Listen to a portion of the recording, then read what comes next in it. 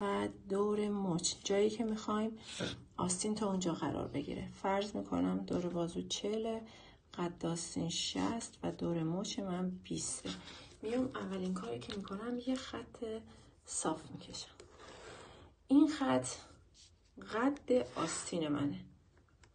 پس شماره 1 و شماره 2 قد آستین من. قد آستین. بعد میام چیکار میکنم؟ بلندی کف حلقه میخوام. بلندی کف حلقه آستین. از کجا باید بگیرم؟ میرم چیکار میکنم؟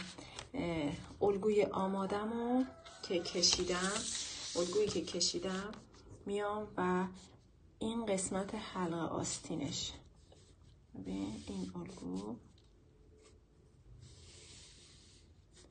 از کجا اندازه میزنم؟ از نقطه A